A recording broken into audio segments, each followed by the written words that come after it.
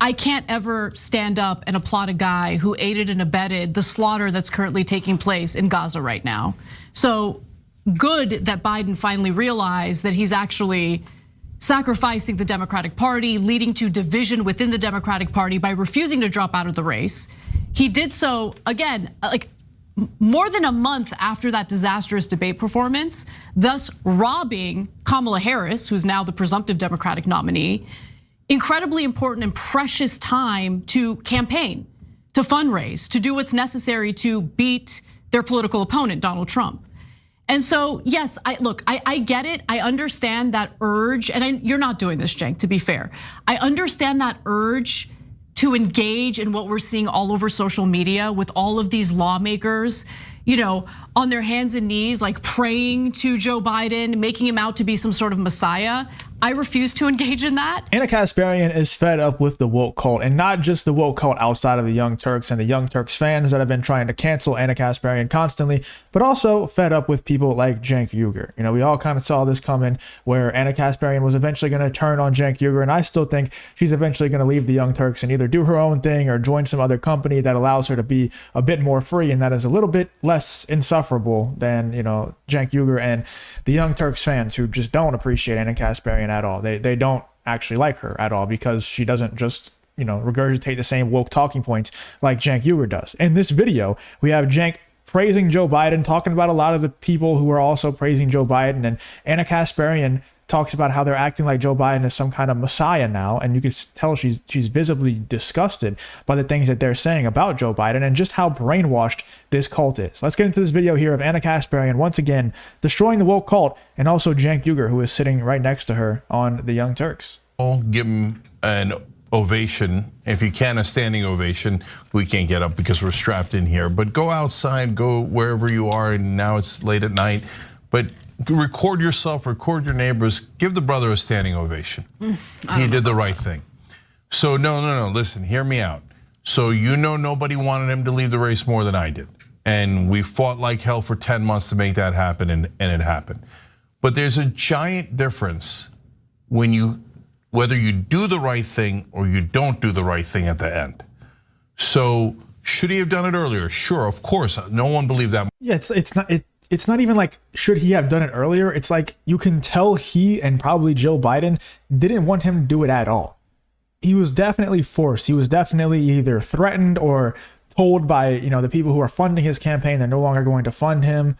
Something happened, something happened to force him out because he did not want to. It was very obvious. If he had any want to do what's best for the country, he would have dropped out a whole long time ago, and he wouldn't even be the sitting president right now if he really wanted to do that. Well, I guess it'd be Kamala, so maybe he is doing what's best for the country in that instance. But yeah, I mean, the guy would never be president in the first place if he wanted to do what's best for the country. His brain is just not functioning properly. So even though he dropped out of the race, I don't think he ever really wanted to drop out of the race. I think he was forced to do it, and I don't think that should be celebrated. More than I did. But when push came to shove, Donald Trump would not let go of power, even when he lost an election and it was over. He did a fake elector scheme, which I think was a coup against America. Joe Biden, yes, he was tested, and yes, it seemed like for a long time he wasn't going to pass that test, but he did. With enough time left, he left the race and he let go of power. No, he's still the president. What the hell are you talking about? He didn't drop out of the, he didn't retire as president. He just said, I'm not going to run again because they pulled the funding from him or they threatened him or something happened. It's not like, oh my God, these people are so stupid. Cenk is saying when the time came, Donald Trump didn't let go of power. Number one, yes, he did. Whenever it was time for him to leave the White House, he left. And he's saying Joe Biden, when the time was right, he let go of power. No, he didn't. And he's still president right now. What the hell are you talking about? And so he mentioned there, country's much more important than personal ambition. And again, if you were frustrated as I was that it took a long time to get there, but the bottom line, brothers and sisters, is he got there. And this felt like, and you look at this speech, and I'm just trying to be positive here, but even the speech confirms that it was the right decision. It felt a little bit like House of Dragons, I think Viserys Targaryen handing it off to his daughter, but in this case, the vice president. And you could tell he should have. And thank you for doing that. Thank you as a nation and as a party and as average American voters for stepping it down, stepping aside, putting your ego aside. I know that there was a lot of pressure to do that. I'm not at all naive about that. I'm one of the people who created that pressure. But at the end, when you do the right thing, when it matters most, you gotta give credit. So credit where credit is due. Thank you, President Biden. And the crowd goes silent. This guy tried to start an applause. What is he doing? He tried to start an applause. I don't know how many people are behind the camera in this studio. But Ana Kasparian definitely isn't clapping with Cenk Uygur here. Let's check out what Ana Kasparian had to say in response to what Cenk just said. It's not going to be good for Cenk. I'll play bad cop because regardless of Biden making the right decision in the final hour, I can't ever stand up and applaud a guy who aided and abetted the slaughter that's currently taking place in Gaza right now. So good that Biden finally realized that he's actually sacrificing the Democratic Party, leading to division within the Democratic Party by refusing to drop out of the race. He did so, again, more than a month after that disastrous debate performance, thus robbing Kamala Harris, who's now the presumptive Democratic nominee, incredibly important and precious time to campaign, to fundraise, to do what's necessary to beat their political opponent, Donald Trump. And so, yes, I get it. I understand that urge, and you're not doing this, Cenk, to be fair. I understand that urge to engage in what we're seeing all over social media with all of these lawmakers, on their hands and knees, praying to Joe Biden, making him out to be some sort of messiah. I refuse to engage in that. If you're fed up with all the woke nonsense happening in the world like I am, go check out bringtheasteroid.shop, where we just released some new designs that look great and also allow you to express to everyone that you are just tired of the direction that America is going in right now, and that you're just like me and many others that watch this channel and watch Bring the Asteroid as well, and you just want it to go back to how it used to be. Check out bringtheasteroid.shop. We are limited on supplies for this drop, so if you want one, I would suggest that you go ahead and act soon. Let's get back to the video. He did the right thing. Late, if you ask me, but that also doesn't erase the horrific policies that he was willing to co-sign before he dropped out of the race, before that disastrous debate performance. All of that stuff still exists.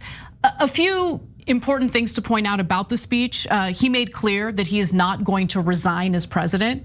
You've had Republican lawmakers urging him to resign, arguing that, well, if he can't run a campaign, well, then he shouldn't be running the country. That's a little different, right? I don't think it's much different. I think he definitely, in this circumstance, maybe in some circumstances it could be different. In this one, it's not different. He's not capable of running the country, but we've said that a million times. It's obviously nothing's going to happen on that front. Another thing I wanted to mention, something that Ana Kasparian was saying, I didn't want to pause her because she was cooking a little bit, but she's saying that she could not possibly support a president or applaud a president who is aiding and abetting the genocide that's happening in Gaza right now. I'm sorry to break it to Ana, but no matter who the president is, both sides, Republican, Democrat, or independent, if they're allowed to become president, they're going to support that war. They're going to keep funding that war for multiple reasons. Number one, we have the stuff that Thomas Massie has said to Tucker Carlson and all that, where that everybody has AIPAC people that's elected officials. Number two, politicians love war. It's very, very profitable. War is very profitable for them. Everybody knows that. But when it comes to that war in particular, we can't go too in depth on it, but no matter who gets elected president, if they're allowed to be president, they're going to support that war. So sorry to break it to you, Ana. That's just the case. Running a campaign, attempting to win as president or re-election as president would mean that he thinks that he could serve another 4 years. Clearly, Joe Biden can't. He also said something that I do agree with, which is he needed to drop out and unify his party, the Democratic Party. And that clearly has happened. So he gets credit for that. He also took credit for a bunch of policies that he didn't actually accomplish, including lowering prescription drug prices. But look, I get it. He wants to go out with a bang. He wants to go out by bragging about what he allegedly accomplished during his presidency. It is what it is. But I would never stand up and give him a standing ovation. Yeah, but Ana, so look, you don't have to convince me of the downsides of Joe Biden. So I, was very adamant against his policy in Gaza, a lot of lip service, but at the end, funding the atrocities that happened in Gaza and never really breaking from not just Israel, but Benjamin Netanyahu. And I think that he would have actually helped our ally Israel more if he had broken with Netanyahu and not funded the atrocities that happened there. I think that people pretend he's FDR 2.0 and as if he was enormously progressive and got his whole agenda passed. No, he got about 15% of his agenda passed, and of that, the great majority was money going to corporations first, and then eventually we hope a little bit to the American people. But he had good positive things that others were not able to accomplish: climate change legislation, 15% minimum tax on corporations. We've talked about the upsides and the downsides. So I'm not here to rewrite history and tell you he was God's gift to populism and the average American, etc., as a lot of Democratic propagandists does. And I'm certainly not going to say that he did this perfectly voluntarily. Of course, he had to be pushed and pushed very, very significantly. It was not an easy task. But having said that, when you're in the middle of that push, I believe in carrots and sticks. I believe in doing correct political strategy, okay? So the stick was, if you don't get out of the race, A, you're going to lose, B, you're going to be humiliated, C, you're going to lose the thing that you potentially care most about, your legacy. Okay, so I acknowledge all those things. Of course, I told you those things. Those were the sticks and they were correct. The carrot was, but if you do drop out, the deal is bygones be bygones. And so I'm delivering on that deal here. It is bygones be bygones. We have enough time. I told you earlier in the live show today that I now think Kamala Harris has gone from 50-50 to being the favorite. So we went from a near zero chance to being the favorites now to defeat Donald Trump because of the one decision. Yeah, that's just such cope, man. I can't, last election I bought into the hype of Trump and I thought he was gonna win for sure. That's what everybody was saying. It was gonna be a blowout. Obviously he ended up losing. So I don't even trust anything that any of these polls say anymore or anything like that. I'm just looking at the public perception. I'm thinking about the people who I talk to on a daily basis that aren't necessarily like politics heads. They're not watching or making YouTube videos like I do. They're just kind of normal people. And none of them support Kamala, man. Like none of them at all. I've never heard anybody come to me and say that they have like undying support for Kamala Harris. And like, even if you look at all these Twitch streamers and everything that have been coming out recently, Donald Trump did a stream with Aiden Ross that had like 500 live viewers or something like that. I think at one point it even broke 1 million live viewers. And then Kamala Harris, of course, tries to counter that by getting on Kai Cenat's stream. And, all these other live streamers have been coming out and saying that the Secret Service is calling them repeatedly, obsessively calling them. Kamala Harris's people are calling them obsessively, trying to get them to platform Kamala Harris, and they're all saying no. Aiden Ross platformed Donald Trump. He's probably not going to platform Kamala Harris because these people just don't like Kamala. She's very unlikable, and I have a hard time believing that Kamala Harris is the favorite in this upcoming election. Let me know in the comments what you thought about Ana Kasparian checking Cenk Uygur and checking the woke cult in general. You can tell she's done with it. She's done with the nonsense, and I really do appreciate somebody who's able to be a free thinker enough. Obviously, we're not on the same side for a lot of different things, but at least she existed in an echo chamber for a long time, and she's starting to break out of that, and I can definitely appreciate that.